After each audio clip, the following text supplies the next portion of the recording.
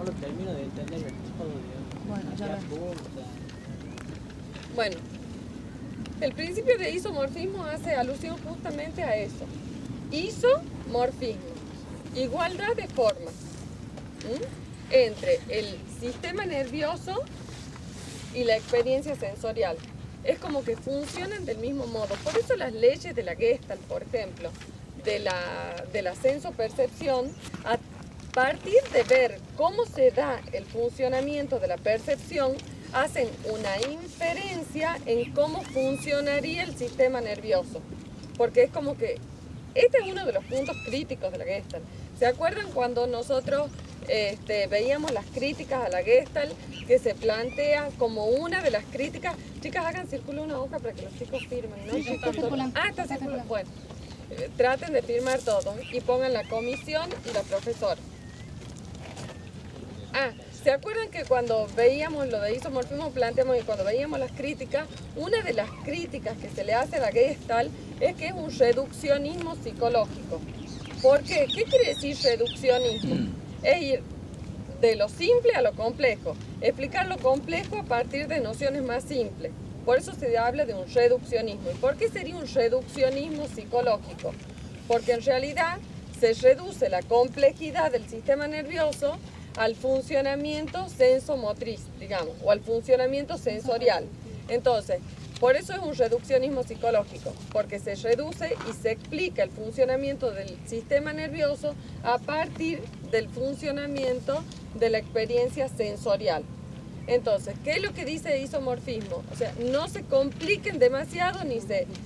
cuando hablen del isomorfismo, planteen esto, que es una igualdad de forma entre el sistema nervioso y la experiencia sensorial, a partir de conocer cómo funciona la experiencia sensorial, podemos inferir cómo funciona el cerebro. No sé qué es lo que están atrás mío. No hay problema. Podemos inferir cómo funciona el cerebro, el sistema nervioso. Eso hace alusión al isomorfismo. Cuando hablen de los principios de la Gestalt, tienen que tener la noción de isomorfismo, la noción de estructura, la noción de campo. Esos tres conceptos son conceptos pilares y claves en la Gestalt. ¿Cuál sería la del campo? Conjunto. Definimos el campo, o sea, la noción de campo es una noción que viene desde la física, desde el electromagnetismo. Pero en realidad cuando nosotros hablamos de campo en la Gestalt, hablamos de un campo psicológico. ¿Y qué es lo que van a plantear? Es el conjunto de tensiones y de formaciones que van a determinar la conducta. ¿Qué quiere decir eso? Que la conducta está determinada o está condicionada por el campo. El campo para la Gestalt es un campo dinámico. O sea que hay una multiplicidad de fuerzas, entre ellos las fuerzas del yo, que interactúan. Esas fuerzas están en constante movimiento. ¿Se acuerdan cuando hablábamos de un campo homogéneo y de un campo heterogéneo? El campo homogéneo es cuando ninguna fuerza sobresale. Por ejemplo, que nos quedemos así. Hay un murmullo generalizado, pero no sobresale ninguna fuerza. Un campo heterogéneo es cuando una fuerza sobresale sobre el resto, que sería mi voz, por ejemplo, ¿no? El campo es dinámico porque en un momento puede ser heterogéneo como ahora y en otro momento puede ser homogéneo. Si nosotros decimos que la conducta está en función del campo, si estamos diciendo que la conducta es en función del campo, ¿podríamos hacer lo que dice el conductismo, por ejemplo, de regular y predecir la conducta? No podemos. Porque el campo es dinámico, está en constante movimiento y nuestra conducta depende del campo. Entonces no podríamos establecer leyes. ¿Se acuerdan que cuando nosotros hablábamos de la función de la psicología conductista, que decíamos que era regular y predecir las conductas, como establecer leyes? ¿Pero por qué? Porque era otro tipo de conducta. Era una conducta que se daba a nivel fisiológico. ¿Qué quiere decir eso? Que había un determinado estímulo, inervaba una vía nerviosa y se producía una respuesta. Entonces, conociendo el estímulo, puedo predecir la respuesta. Acá, en la Gestalt, hablamos de conducta masiva. Esa conducta masiva está en función del campo, tiene un sentido y un significado. Y como el campo varía, no podemos predecir la conducta. Y si tiene un sentido y un significado, el sentido y el significado va a ser diferente para cada uno. Ahí ponemos en juego la subjetividad. Que es lo que yo les decía a los chicos de mi comisión. Por ejemplo, si estamos en la cancha viendo un partido de Boca y River, un gol de alguno de los equipos va a significar cosas distintas para los hinchas de River que para los hinchas de Boca, ¿no? Porque la conducta tiene sentido y significado. Entonces sí incluye en este proceso la subjetividad que no estaba incluida en el conductismo. Porque si era un nivel fisiológico, estímulo-respuesta, puedo predecir, porque no depende de lo subjetivo de cada individuo. Luján. No, lo que les quería decir, cuando hablan de campo, es lo que ustedes tienen representado cognitivamente, es lo que es la representación mental, a eso se refiere cuando habla de campo de la Gestalt. Su representación mental ahora es la profesora que está hablando, entonces a eso se refiere el campo. ¿Qué pasa si suena una bomba de estruendo? ¿Qué va a pasar? Se modifica el campo, a eso se refiere cuando habla de fuerzas y tensiones, y eso habla de la fuerza del yo, por ejemplo, puede ser la motivación. En ese caso, la curiosidad de ustedes va a modificar el campo, ¿por qué? Porque de las profesoras, de la voz de la profesora que está dando la clase, va a producir una modificación del campo a la bomba de estruendo, porque la motivación, este impulso, esta duda o curiosidad que tienen ustedes de dónde viene o qué es lo que ha ocurrido, es lo que produce la modificación del campo. A eso se refiere cuando habla de fuerzas del yo, cuando habla de fuerzas o de motivaciones. ¿Van entendiendo? Y eso también tiene que ver que el campo es dinámico. El campo constantemente se está modificando. Ustedes llegan, ven la televisión, después van, apagan la pava que estaban preparando para tomar el agua. Toda esa representación mental, a eso se refiere la Gestalt cuando habla de campo perceptivo. ¿Van entendiendo? Y eso tiene que ver, cuando habla de fuerzas o vectores, el vector, chicos, es una flecha. Por eso dice que el campo viene de la física. Son las flechas que indican la dirección que va a tener la conducta. Es así, la flecha, el dibujito de la flecha, eso es un vector. ¿Qué dirección va a tener la conducta? Y va a depender de cómo se va estructurando el campo y cuáles son las motivaciones. ¿Van entendiendo? Y esa es otra de las críticas. Como viene de la física, otra de las críticas que se le hace a la Gestalt es que se habla de un reduccionismo fisicalista, porque extrapola la noción de campo de la física y la lleva al ámbito de la psicología. Cuando ella le decía que tiene que ver con la motivación y con la representación mental que nosotros nos hacemos, piensen en la noción de ámbito geográfico y ámbito conductal. Por ejemplo, cuando nosotros hablamos del ámbito geográfico, es el aspecto físico, el área física, el ámbito físico, tal cual aparece. Y el ámbito geográfico, que es el que determina nuestra conducta, sería la representación que nosotros, la interpretación que nosotros hacemos de ese ámbito geográfico. Es la representación mental que nosotros hacemos del ámbito geográfico, del aspecto físico, de las condiciones físicas. Por ejemplo, yo en mi comisión les decía, si nosotros somos turistas, por ejemplo, y pasamos por el Correo, ahí es una institución que está en la 25 y Córdoba, pasamos por el Correo y yo me persino, mi representación de ese espacio físico, del ámbito geográfico, lo que determina, yo le he percibido al Correo e interpretado que era una iglesia. Ahí no hay una coincidencia entre el ámbito geográfico, que es que ese establecimiento o ese edificio es el Correo, y la representación, que sería cómo yo lo veo, la interpretación que yo hago del ámbito geográfico. La interpretación que yo hago del ámbito geográfico es lo que llamamos ámbito conductual. Y ese es el que determina la conducta. Porque mi conducta no depende del ámbito, de las cosas físicas tal cual son, sino de la interpretación que yo hago de ese aspecto. Quizá en otro momento... ¿No sería una interrelación de los dos, la conducta nuestra? Claro, Kafka va a plantear que la única válida es la última, la conductual, claro. Es una interrelación de los dos, porque en función de ese aspecto físico, pero yo lo interpreto, y el conductual sería como yo lo interpreto. Quizás yo en otro momento, a este espacio, me lo imagino como una pista de salud, y me imagino acá, en vez de estar con el libro de psicología, me imagino, no sé, elongando. Ahora mi interpretación de este ámbito, cuando yo estaba allá y estaba mirando, yo decía, ¿qué es lo que más podría ser como una aulita, que haya gente sentada, o sea, un espacio que no haya mucho sol? Y es como que mi interpretación ha sido otra, mi visión ha sido otra. Y acá todos nos estamos comportando en función de esa interpretación, que evidentemente nos hemos adaptado todos, porque nadie se ha puesto a elongar ni ese ejercicio físico, que es a lo que nos daría este lugar. Entonces, el ámbito conductual es la interpretación que yo hago del ámbito geográfico. Y mi conducta va a estar determinada por el ámbito conductual, por cómo yo lo interpreto, por cómo yo veo ese ámbito geográfico.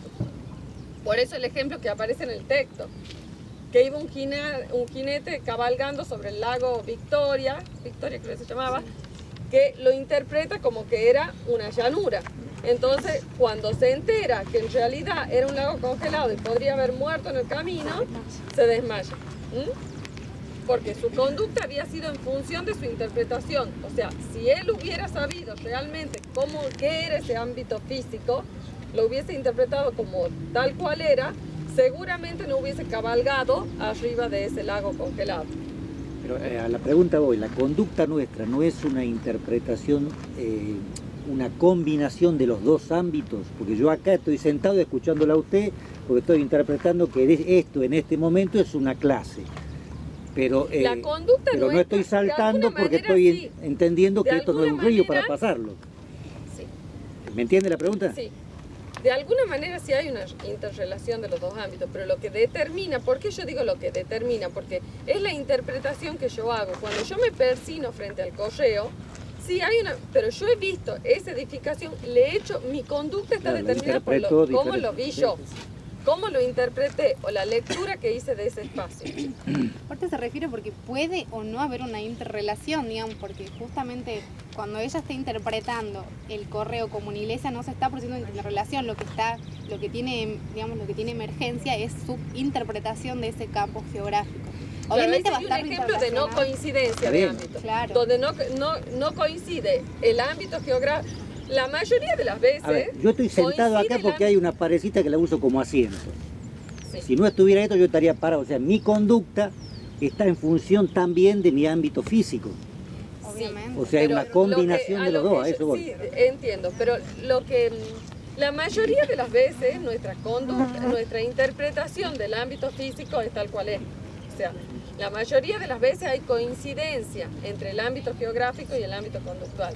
Los ejemplos que yo estaba dando es como para determinarles cómo nuestra interpretación condiciona la conducta, porque estoy planteando ejemplos en donde no hay coincidencia, donde mi conducta no es en función del ámbito geográfico, sino justamente de una interpretación que yo hago inadecuada del ámbito geográfico. De todas maneras, este soporte es un cantero que se supone que no es para sentarse, ¿sí? Uno lo que hace es utilizarlo como, entonces modifica, ahí está la acomodación, asimilación de Piaget, si queremos llamar, cómo uno modifica el ambiente en función de las necesidades, porque en realidad esto es un cantero que sirve de soporte, no es un lugar para sentarse, no está hecho específicamente para eso. Ahí lo relaciona justamente con Piaget, acomodación, asimilación, ¿sí? Sí. ¿Van despertándose? ¿Ah? Profe, él tiene una duda en relación de cómo Kafka explica la conducta. En la página 86 del libro está, que son los 4 puntos. A ver, decí qué es lo que... Entonces, la duda que tiene el compañero es que para explicar la conducta como un acontecimiento, chicas, para que podamos hablar de acontecimiento se tienen que unir dos hechos. Por ejemplo, volvemos al tema de sentarnos, ¿sí? Si yo tengo una persona y una silla, la persona viene a ser un hecho, ¿sí? Por eso acá dice, debemos estudiar la organización del campo conductual, lo que significa descubrir las fuerzas que lo organizan en objetos y fenómenos separados. Las fuerzas que lo organizan, acordate que estamos hablando de fuerzas del yo, de motivación y todo eso. ¿Cuáles serían los fenómenos separados? Si yo tengo una silla y tengo una persona, son dos fenómenos separados, dos hechos. Ahora, si la persona se siente en la silla, es un acontecimiento. Es la unión de dos hechos. ¿Va hasta acá? Ajá. Ese es el primer punto. No sé si... las fuerzas que existen entre los objetos y fenómenos diferentes es lo que tenemos que investigar. La fuerza que existe, es decir, lo que a vos te lleva a que modifiques la conducta. ¿Vas hasta acá? Sí. Querés comer y querés dormir. Son dos fuerzas diferentes y son separadas. Hola, buenas tardes. Hola. Conmigo. No pasa. Bueno. Cuando no les ha pasado a ustedes que quieren comer y dormir, por ejemplo, no saben qué hacer. No. Bueno, ¿no les ha pasado? Bueno, algo que sea dos fuerzas iguales. Algo que ustedes entren en conflicto.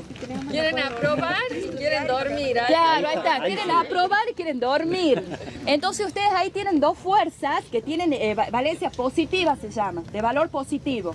Entonces nosotros tenemos que analizar cuál va a ser la fuerza mayor que los va a motivar a ustedes a comportarse, ¿sí?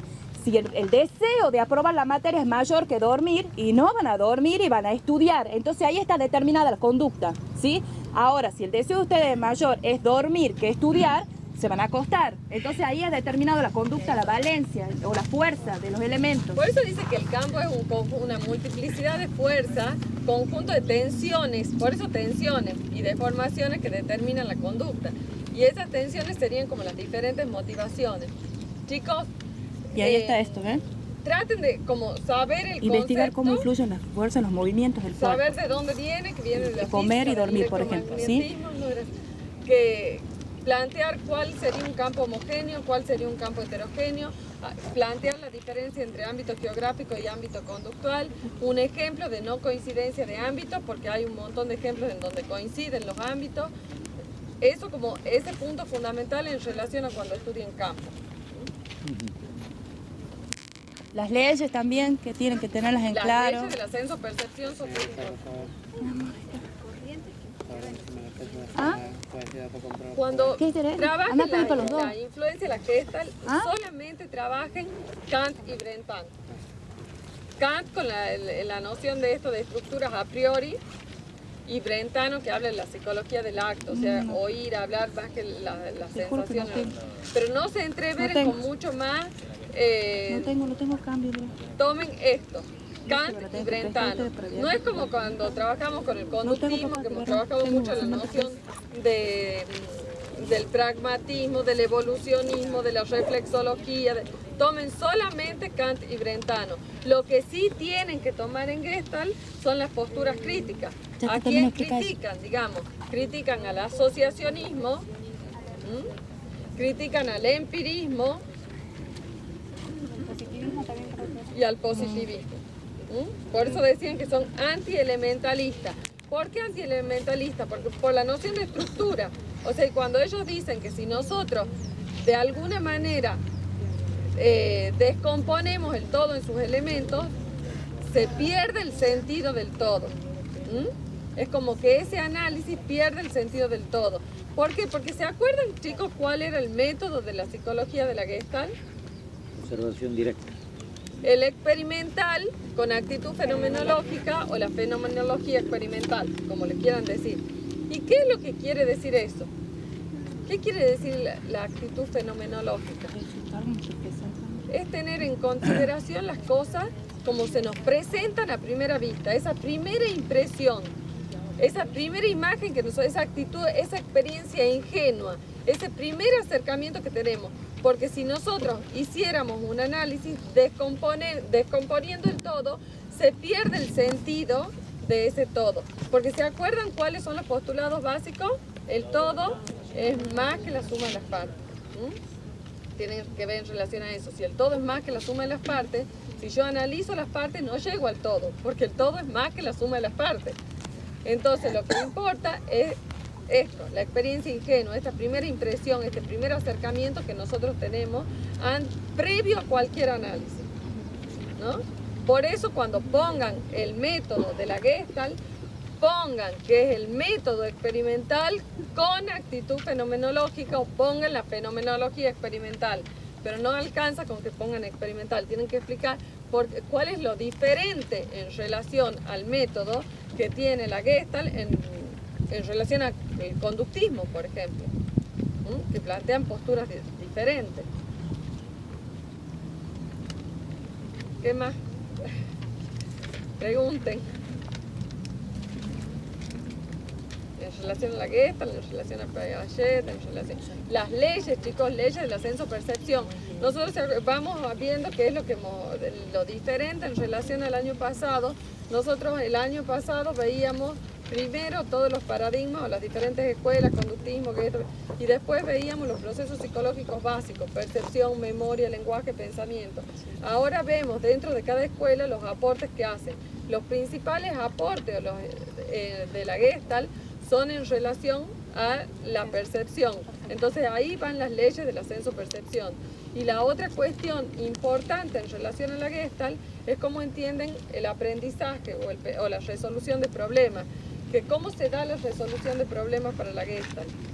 Por insight. ¿Qué es el insight? Es la capacidad de captar los nexos claves de una situación, ¿no? Es la capacidad, y eso que la interpretación, la vivencia de se me prendió la lamparita, ¿no? La reestructuración súbita del campo de tal manera que no es que yo intento. ¿Qué decía el conductismo? Que aprendemos por ensayo y error. Intento. Y por azar, por casualidad, yo llego a la respuesta correcta. Esa respuesta correcta se fija. ¿Por qué se fija esa respuesta correcta? Porque encuentro un premio. Que es lo que hablamos, ley del ejercicio y ley del efecto. Acá plantea otra cosa.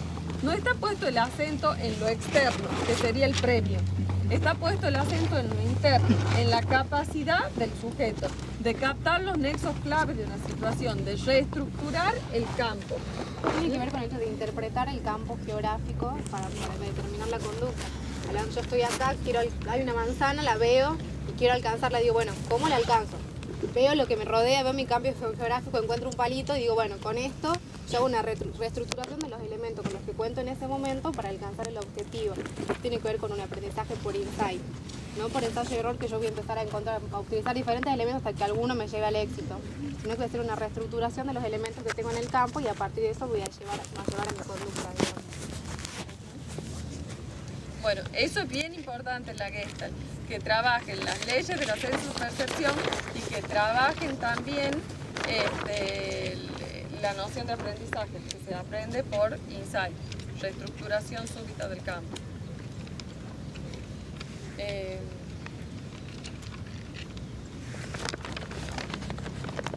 Bueno, ya hemos visto las críticas que le hacen, ¿no? Al reduccionismo fisicalista, psicologista y la crítica de Piaget. ¿Qué es lo que le critica Piaget? Le critica la noción de estructura. Piaget toma la misma noción de estructura que la Gestalt, pero ¿cuál es la diferencia? Que en Piaget habla de una estructura que reconoce una génesis en una estructura anterior. ¿Qué sería que reconoce una génesis? ¿Se acuerdan cuando hablábamos de génesis? Tiene un origen. ¿Qué era génesis? Señora, para Piaget? profesora, disculpe un segundo. Chicos, algunos no firmó la asistencia, que ya nos volvieron la hoja y no sé si... ¿No han firmado ustedes? ¿No? Perdón, profe. No hay problema. Vamos así improvisando. Señora. Perdón, señora. Señora. Estamos improvisando. De la estructura de la Gestalt y de Piaget. Que Piaget reconoce una génesis en una estructura anterior, ¿no? Entonces, ¿qué quiere decir un origen? ¿Se acuerdan la noción de génesis? Que es el paso de un estado A a un estado B, siendo B continuación de A, más perfecto y más avanzado.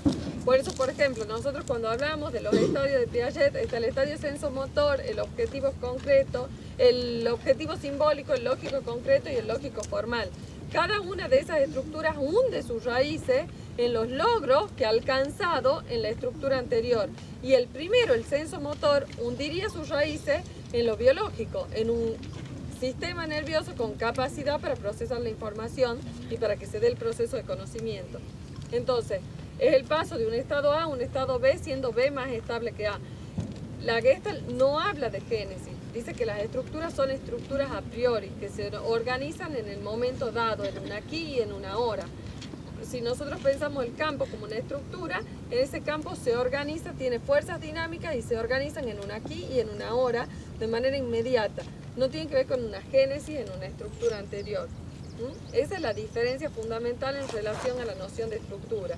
Que uno reconoce, o sea, las críticas están reduccionismo fisicalista, reduccionismo psicologista y le critican la noción de estructura, que se la critica Piaget. Esas son las tres críticas fundamentales que se le hacen a la Gestalt. ¿Qué más?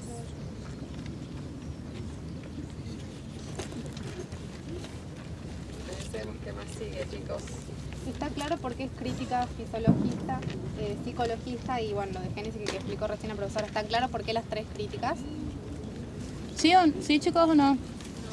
¿Y por qué no dicen fisicalista? ¿Qué es fisicalista? Ni la deben definir la palabra. Es por lo que hablaban recién de la extrapolación del concepto de campo, de campo físico a la psicología. Por eso hacen esa crítica de reduccionismo, ¿sí? Porque extrapolan un concepto que viene de la física para aplicarlo a la psicología.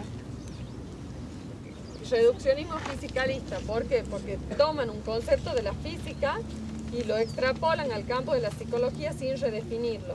Entonces por eso se habla de un reduccionismo fisicalista. Y psicologista porque toman cómo se da la experiencia sensorial en el campo de la psicología y a partir de eso explican el funcionamiento de algo mucho más complejo como puede ser el sistema nervioso.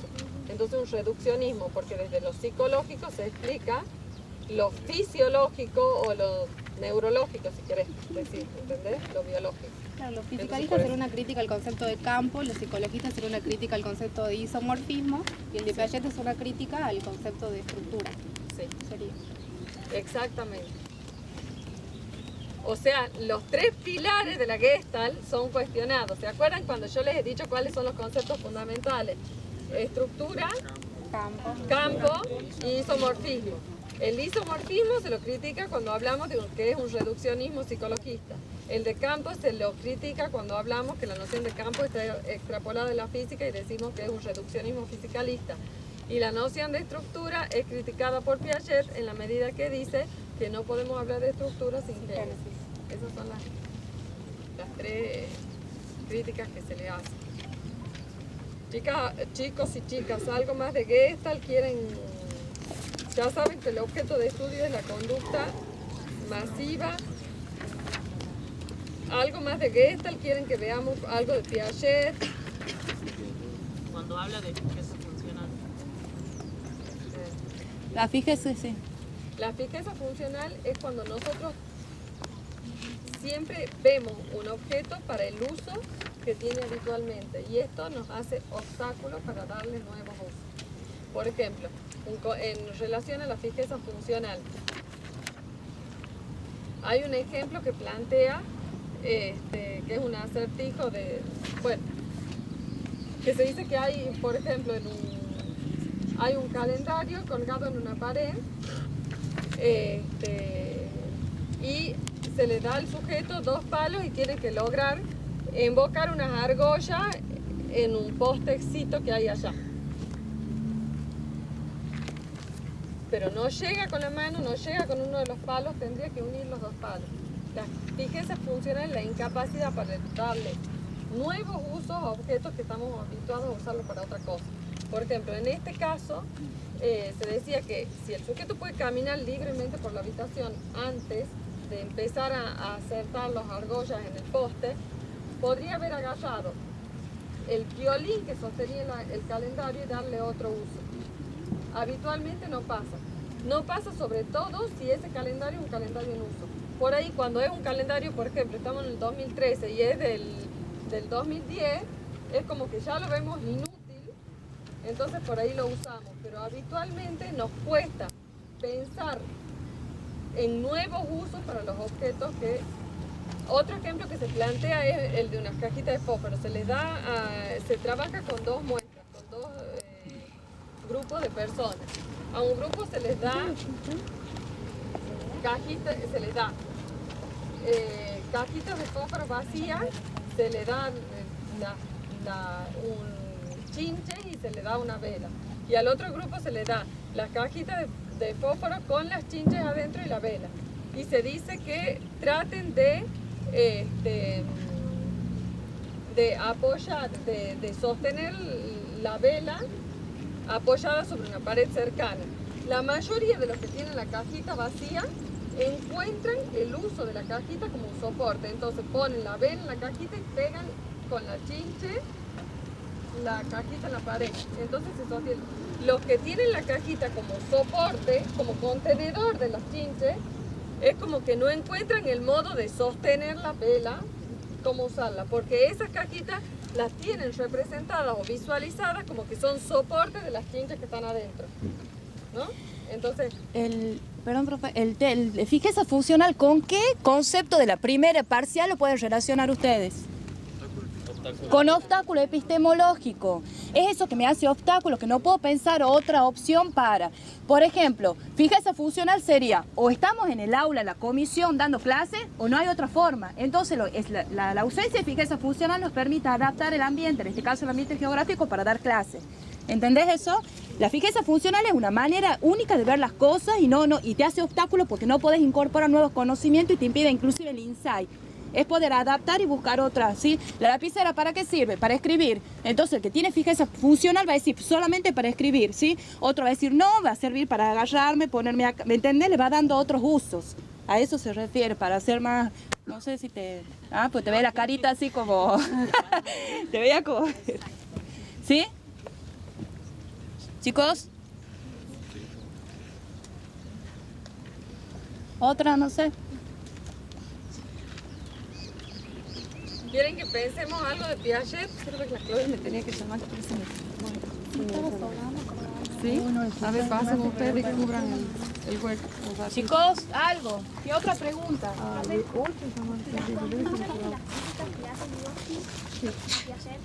Ajá, la construcción. ¿Alguien ha leído algo de construcciones y críticas que Vygotsky le hace a Piaget? ¿Ah? ¿No han leído? Miren, vamos a ver qué sostiene Piaget para que nosotros podamos ver las críticas. ¿Sí? ¿Cuáles son los conceptos fundamentales de Piaget? Vamos, los chicos en mi comisión. Pues vamos. Puede ser que la crítica principal que le hace Vygotsky es que como que deja de lado el aspecto cultural, social. Perfecto, esa es la crítica fundamental. Es como que Piaget no tiene en cuenta el peso social y cultural que se tiene, por ejemplo, en la adquisición de la inteligencia o en el aprendizaje o el pensamiento. Entonces Piaget va a poner mucho hincapié en esto del aspecto cultural y el aspecto social. Por ejemplo, piensen, ¿para qué les pago? Por ejemplo, chicos, ¿qué sostiene Piaget? ¿Han ido los teóricos? ¿Han tenido algunos? ¿Las clases prácticas? ¿Ustedes? ¿Ustedes dos? Vamos.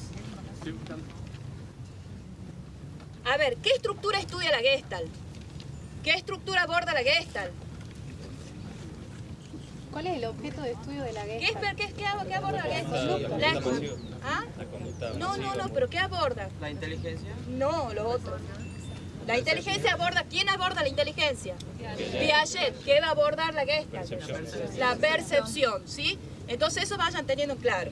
La Gestalt aborda la percepción, por eso hablamos de leyes, ¿sí? De la senso-percepción, y Piaget va a abordar la inteligencia. ¿Qué va a decir Piaget de la inteligencia? Que se da en forma progresiva, por eso decimos pasa de un estado de menor estabilidad a otro de mayor estabilidad, o de un estado A a un estado B. Habla de asimilación y acomodación también. Bien, esos son, ¿cómo se llaman? Asimilación y acomodación tienen una palabrita que se les puede preguntar. ¿Cómo? Son dos componentes de la adaptación, pero ¿cómo se llama asimilación y acomodación? Invariantes funcionales. ¿Por qué invariantes? ¿Qué quiere decir que invariante? Chicos, yo les voy a decir una cosa a ustedes cuando estudien. No estudien sin saber a qué hace referencia la palabra. De acá y que les sirva para todo el resto de la carrera. Yo no puedo decir, los invariantes funcionales son la asimilación y la acomodación, bueno, que son los dos componentes que tienen. No, pero ¿qué es invariante? Vayan al origen de la palabra. No varía. Desde el común, ¿ustedes qué entienden por invariante?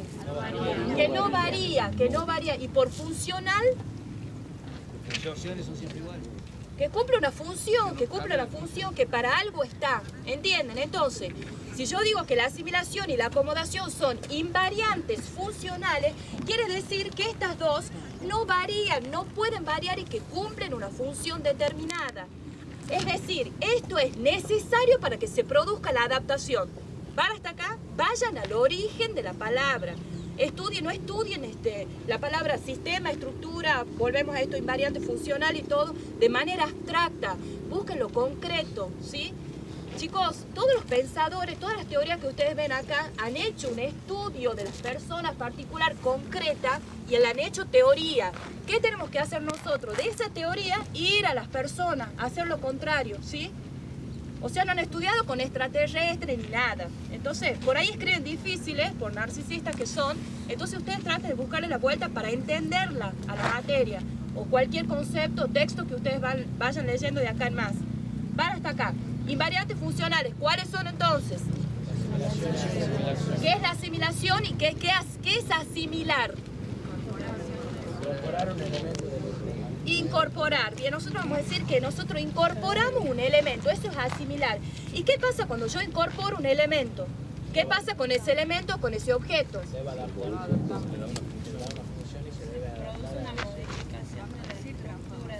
¿Qué se modifica?